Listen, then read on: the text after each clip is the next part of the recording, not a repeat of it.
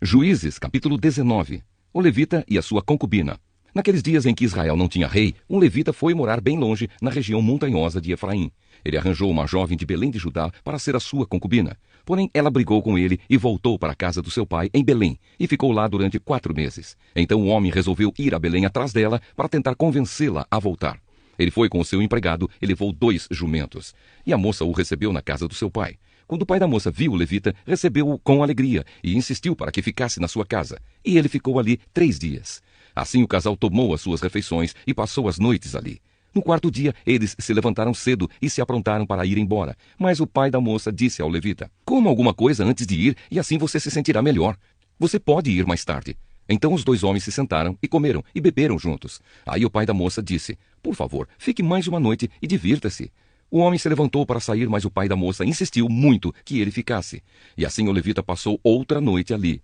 No 5º dia, bem cedo, ele se levantou para ir, mas o pai da moça pediu: "Por favor, coma alguma coisa, espere até mais tarde." E os 2 homens comeram juntos.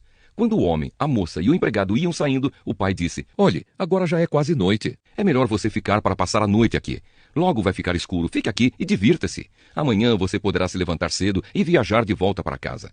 Mas o levita não quis passar lá mais outra noite e partiu de viagem com a sua concubina, levando 2 jumentos arreados. Já era quase noite quando chegaram perto da cidade de Jebus, isto é, Jerusalém.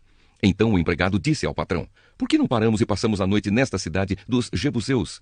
Mas o patrão respondeu: "Não vamos parar numa cidade onde o povo não é israelita. Vamos continuar até Gibeá. É melhor a gente andar mais um pouco e passar a noite em Gibeá ou Ramá." Então passaram pela cidade de Jebus e continuaram a viagem.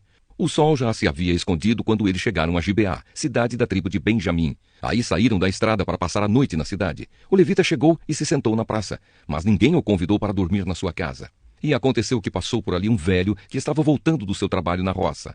Ele era da região montanhosa de Efraim, mas estava morando em Gibeá. O povo dali era da tribo de Benjamim. O velho viu o viajante na praça e perguntou: "De onde você é? Para onde vai?" O levita respondeu: "Eu estou viajando de Belém de Judá para bem longe, para a região montanhosa de Efraim, onde moro.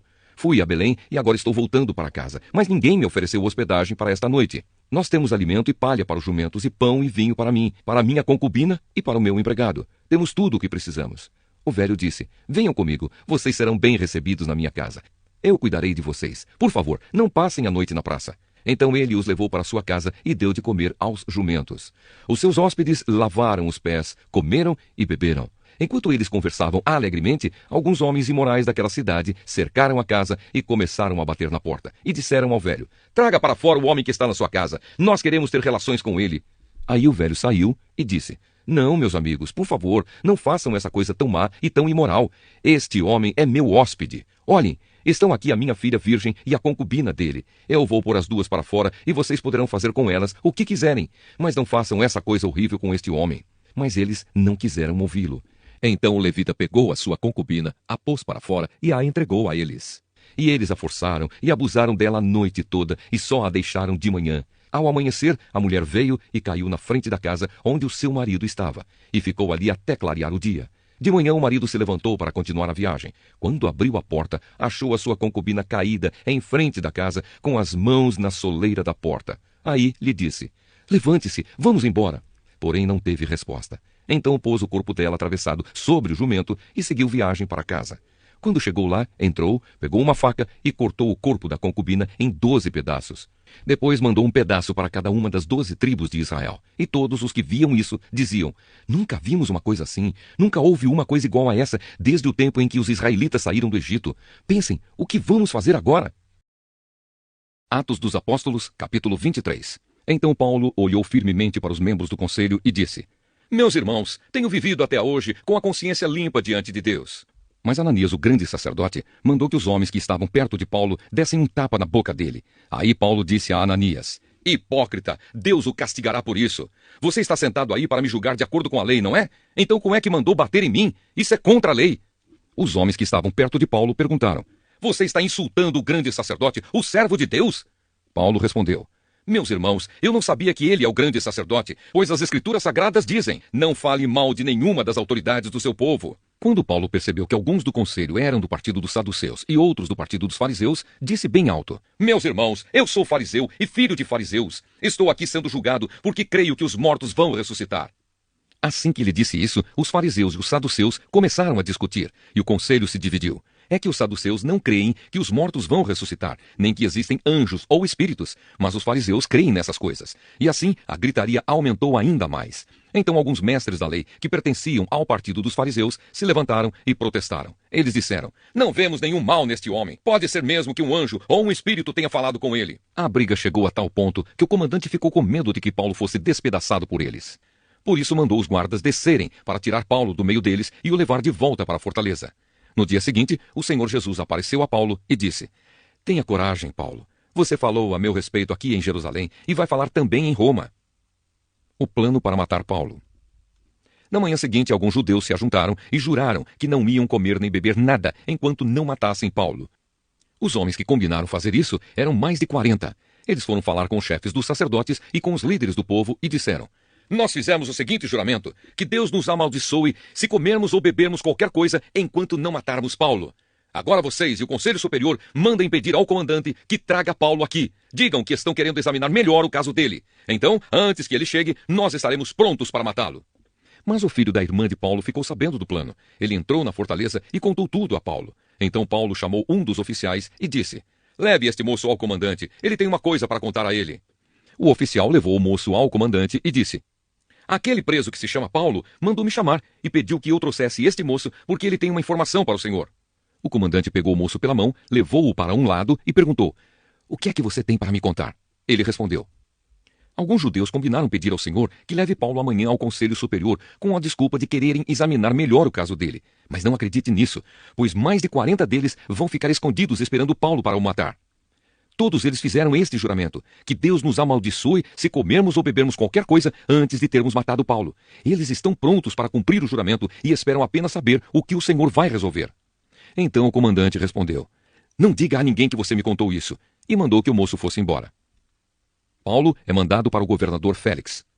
Então o comandante chamou 2 oficiais e disse: "Arranjem 200 soldados e mais 70 cavaleiros e 200 lanceiros para ir até a cidade de Cesareia. Estejam prontos para sair daqui às 9 horas da noite. Preparem também cavalos para Paulo montar e o levem com toda a segurança para o governador Félix." Depois, o comandante escreveu uma carta que dizia o seguinte: "Excelentíssimo governador Félix, saudações. Alguns judeus agarraram este homem e quase o mataram. Quando soube que ele era cidadão romano, eu fui com os meus soldados e não deixei que ele fosse morto. Eu queria saber por que o estavam acusando, e por isso resolvi levá-lo diante do Conselho Superior dos Judeus. Então descobri que ele não tinha feito nada para merecer a prisão ou a morte. A acusação contra ele era a respeito da própria lei deles. Quando fui informado de que havia um plano para matá-lo, resolvi mandá-lo ao Senhor, e disse para aqueles judeus que fizessem as acusações na sua presença. Saúde, Cláudio Lísias." Então os soldados cumpriram as ordens. Pegaram Paulo e o levaram durante a noite até a cidade de Antipátride. No dia seguinte, os soldados voltaram para a fortaleza, deixando que os cavaleiros continuassem a viagem com Paulo. Eles o levaram para a cidade de Cesareia, deram a carta ao governador e lhe entregaram Paulo. O governador leu a carta e perguntou a Paulo de onde ele era. Quando soube que era da região da Cilícia, disse: "Quando os seus acusadores chegarem, eu ouvirei o que você tem para dizer." Em seguida, mandou que ele ficasse preso no palácio do governador.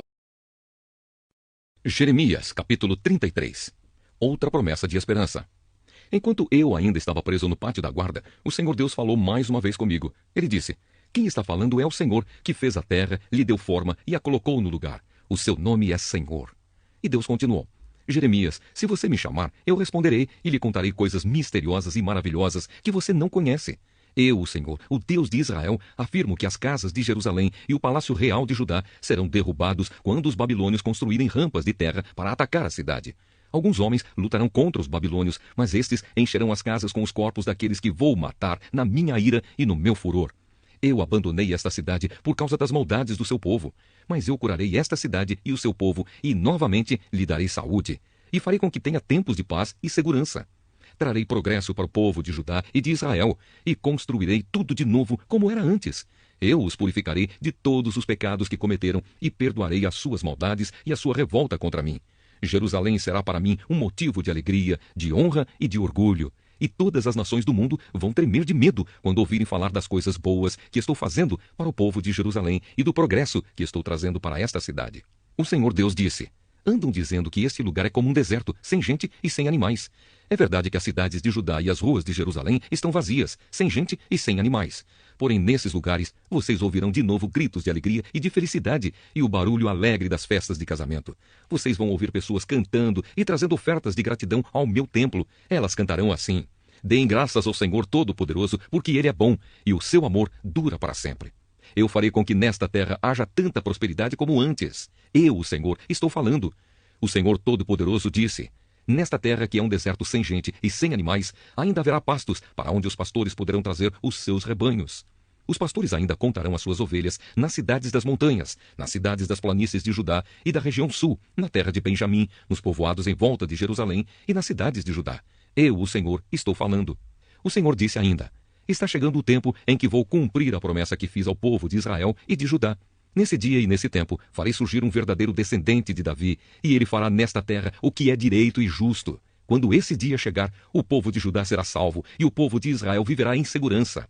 E eles vão dar a Jerusalém este nome: Senhor, nossa salvação.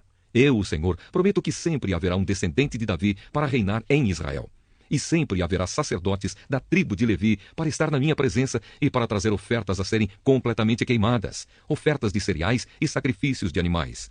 O Senhor Deus me disse o seguinte: é impossível quebrar as leis que fiz para que o dia e a noite venham sempre um depois do outro. Assim também é impossível quebrar a aliança que fiz com o meu servo Davi, isto é, que ele sempre terá um descendente que seja rei. Também não posso quebrar a aliança que fiz com os sacerdotes da tribo de Levi que me servem no templo. Eu aumentarei muito os descendentes do meu servo Davi e os sacerdotes da tribo de Levi. Aumentarei tanto que será tão impossível contá-los como é impossível contar as estrelas do céu ou os grãos de areia da praia. O Senhor me perguntou: Jeremias, você sabe que andam dizendo que rejeitei Israel e Judá, as duas famílias que eu havia escolhido? Assim desprezam o meu povo e não o consideram mais como uma nação. Mas eu, o Senhor, digo que fiz leis para o dia e a noite e leis que controlam a terra e o céu. E assim, como mantenho essas leis, também manterei a aliança que fiz com os descendentes de Jacó e com o meu servo Davi. Escolherei um descendente de Davi para governar os descendentes de Abraão, de Isaque e de Jacó. Farei com que o meu povo prospere novamente e terei compaixão dele. Salmo 3. Oração pedindo a ajuda de Deus. Davi escreveu este salmo quando fugia do seu filho Absalão. Ó Senhor Deus, tenho tantos inimigos. São muitos os que se viram contra mim. Eles conversam a meu respeito e dizem: Deus não o ajudará. Mas tu, ó Senhor, me proteges como um escudo. Tu me dás a vitória e renovas a minha coragem. Eu chamo o Senhor para me ajudar e lá do seu monte santo ele me responde. Eu me deito e durmo tranquilo e depois acordo porque o Senhor me protege. Não tenho medo dos milhares de inimigos que me ameaçam de todos os lados. Vem, ó Senhor, salva-me, meu Deus. Tu atacas os meus inimigos, tu humilhas os maus e acabas com o seu poder. És tu que dás a vitória. Ó Senhor Deus, abençoa o teu povo. Salmo 4. Deus, meu defensor. Salmo de Davi, ao regente do coro, para instrumentos de cordas. Ó Deus, defensor dos meus direitos, responde-me quando eu te chamar. Eu estava em dificuldade, mas tu me ajudaste. Tem misericórdia de mim e ouve a minha oração. Homens poderosos, até quando vocês vão me insultar? Até quando amarão o que não tem valor e andarão atrás de falsidades? Lembrem que o Senhor Deus trata com cuidado especial aqueles que são fiéis a Ele. O Senhor me ouve quando eu o chamo. Tremam de medo e parem de pecar. Sozinhos e quietos nos seus quartos, examinem a sua própria consciência. Ofereçam sacrifícios como o Senhor exige e ponham a sua confiança nele. Há muitas pessoas que oram assim: dá-nos mais bênçãos, ó Senhor Deus, e olha para nós com bondade. Mas a felicidade que pões no meu coração é muito maior do que a daqueles que têm comida com fartura. Quando me deito, durmo em paz, pois só tu, ó Senhor, me fazes viver em segurança.